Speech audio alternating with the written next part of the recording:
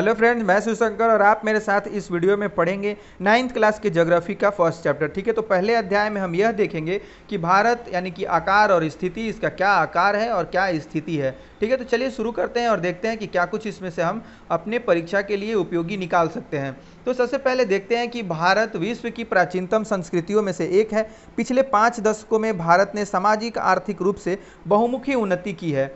अब कृषि, उद्योग, तकनीकी और सर्वांगीण आर्थिक विकास में अद्भुत प्रगति हुई है। भारत का विश्व इतिहास में भी महत्वपूर्ण योगदान रहा है। ठीक है, ये चीज़ें हम जानते हैं। भारत क्या है, बहुत विशाल देश है और इसकी संस्कृति और सभ्यता भी क्या है, बहुत पुरानी है और विश्व के अन्य देशों के विकास में भी इसका महत्वपूर्ण योगदान रहा है।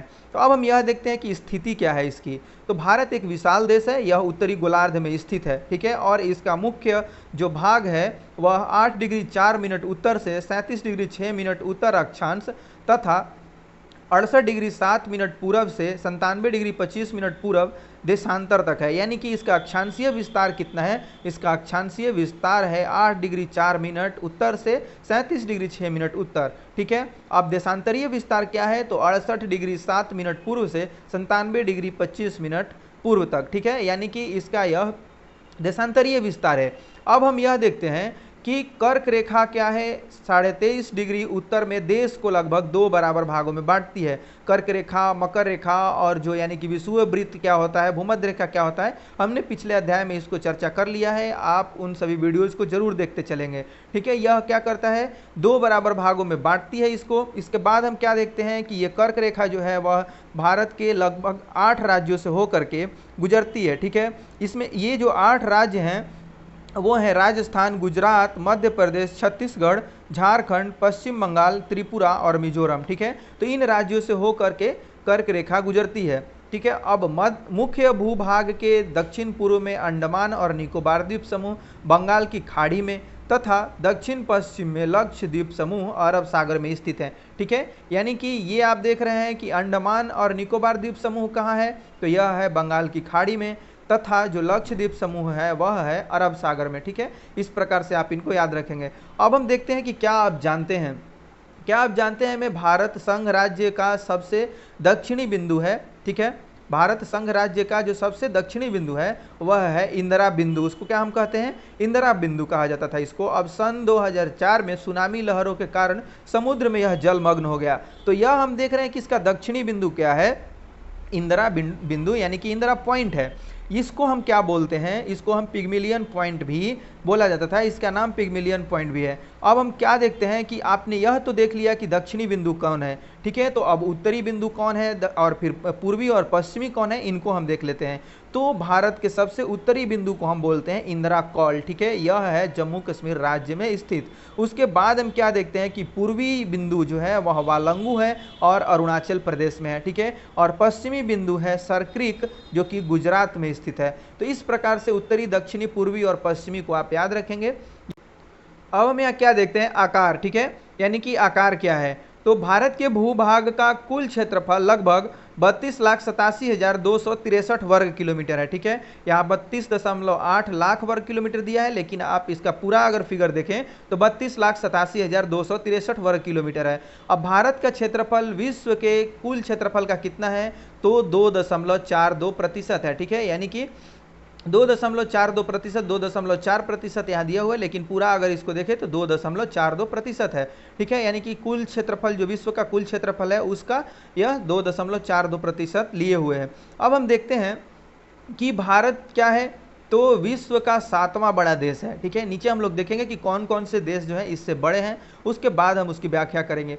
तो यह हम देखते हैं कि भारत विश्व का 7वां बड़ा देश है। भारत की स्थल सीमा रेखा लगभग 15,200 किलोमीटर और समुद्री तट रेखा अंडमान और निकोबार द्वीप समूह तथा लक्षद्वीप समूह के साथ 7,516.6 किलोमीटर है। यानी कि जितने समुद्र तट हैं और यानी कि कुल मिलाकर के जो अंडमान निकोबार द्वीप समूह है और जो यानी कि लक्षद्वीप समूह है, इन सबको मिलाकर के जो है यानी कि उसका तटीय यानी कि पूरा फैलाव वह कितना है, उसका पूरा आप देख रहे हैं, यानी कि ये कितना किलोमीटर है, तो 7,516.6 किलोमीटर है। अब हम क्या देखते हैं कि भारत के उत्तर पश्चिम तथा उत्तर पश्चिम, उत्तर तथा उत्तर पूर्वी सीमा पर नवीन वलित पर्वत है। ठीक है, ये हम जानते हैं हिमालय पहाड़ के रूप में, ये आपका चारों तरफ से इधर है, ये नवीन वलित पर्वत है।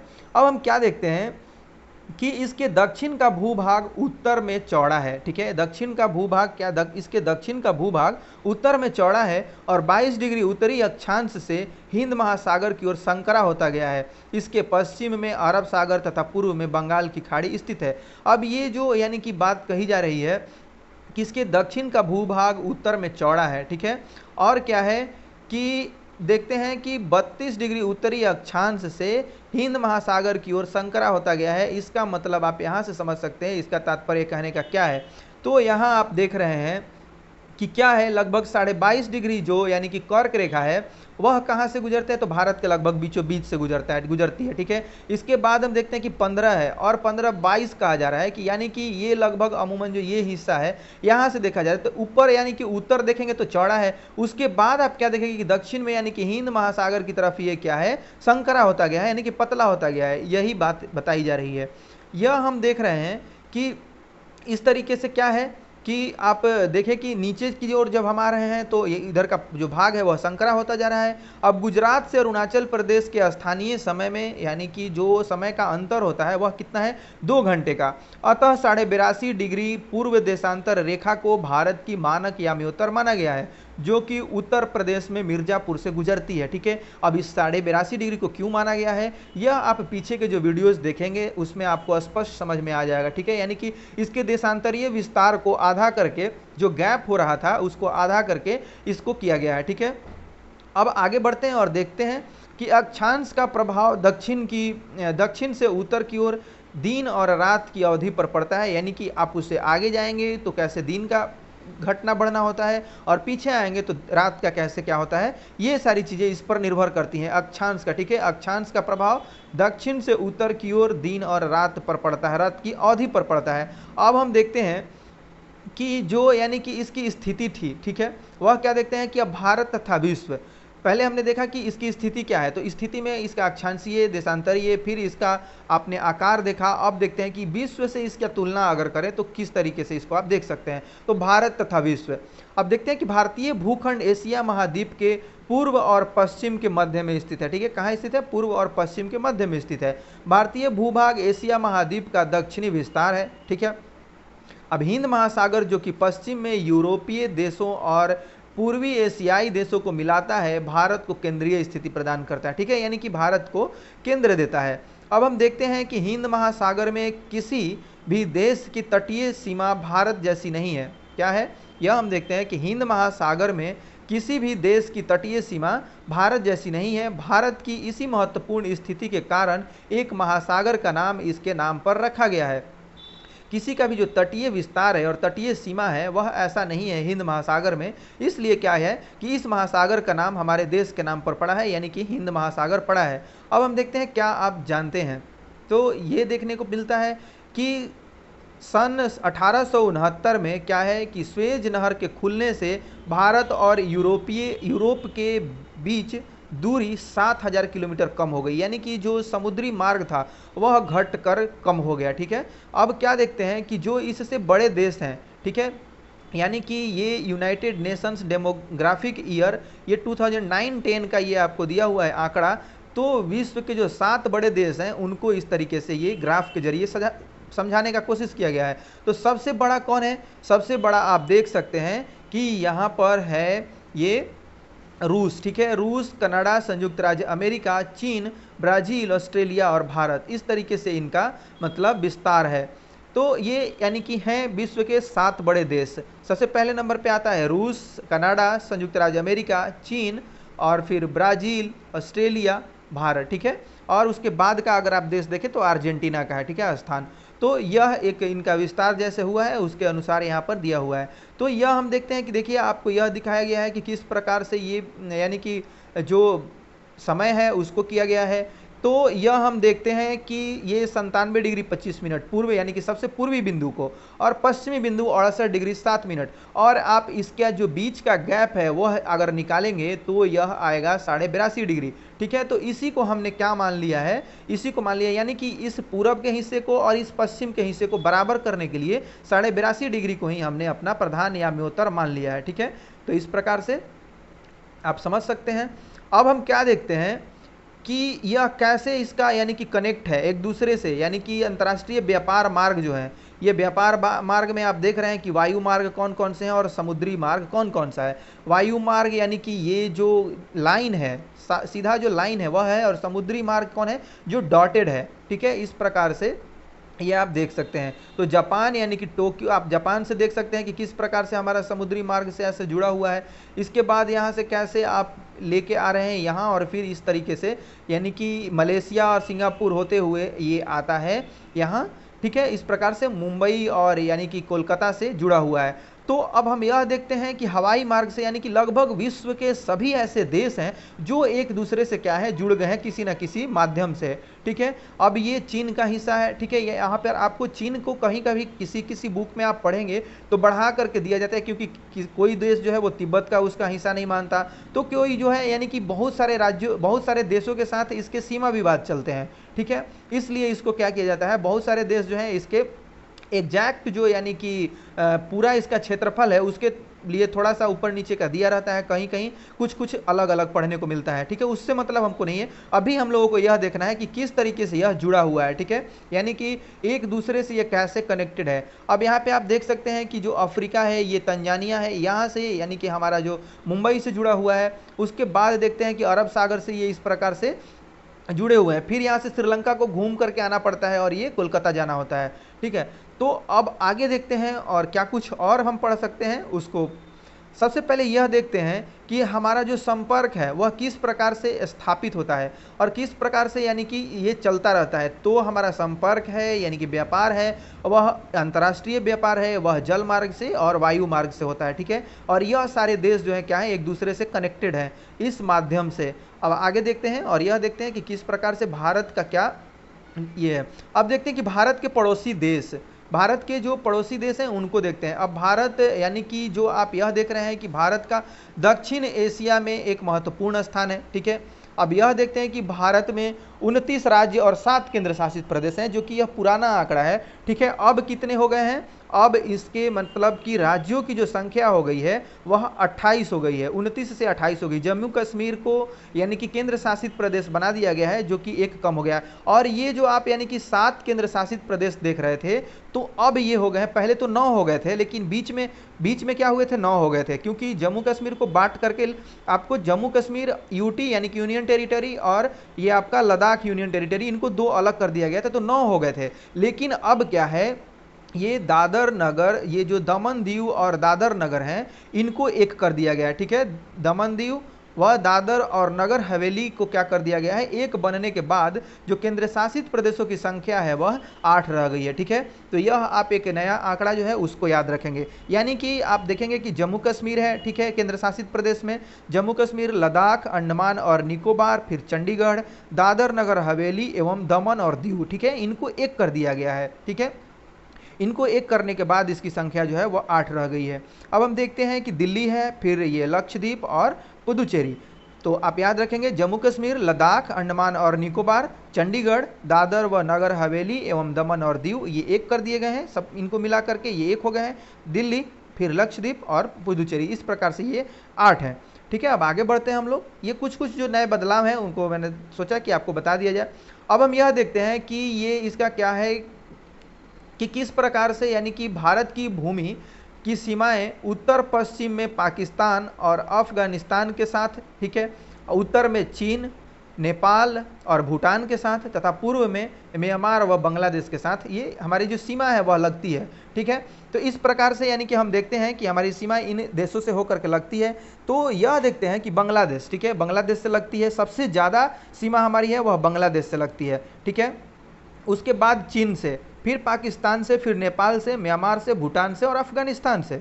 यानी कि जब आप किलोमीटर के हिसाब से देखेंगे तो ये सबसे ज़्यादा कहाँ से लगती है, बांग्लादेश से, और फिर चीन से, फिर पाकिस्तान से, नेपाल से, म्यांमार से, भूटान से, अफगानिस्तान से जो कि ये पीओके है उससे होकर के लगता है। ठीक है, यह देखते हैं हम कि कितना लगता है, ये सब जानने लगेंगे तो बहुत लंबा हो जाएगा, लेकिन कितना किलोमीटर लगता है वो मैं आपको अमूमन बता देता हूँ। तो बांग्लादेश से यानी कि लगता है 4096.7 किलोमीटर। ठीक है, और चीन से लगता है 3488 किलोमीटर, पाकिस्तान से लगता है 3323 किलोमीटर। ठीक है, अब नेपाल से लगता है यानी कि 1751 किलोमीटर। ठीक है, म्यांमार से लगता है 1643 किलोमीटर, भूटान से लगता है 699 किलोमीटर और अफगानिस्तान से लगता है 106 किलोमीटर। ये पूरे आपको हो जाते हैं 15,106.7 किलोमीटर। ठीक है, इस प्रकार से।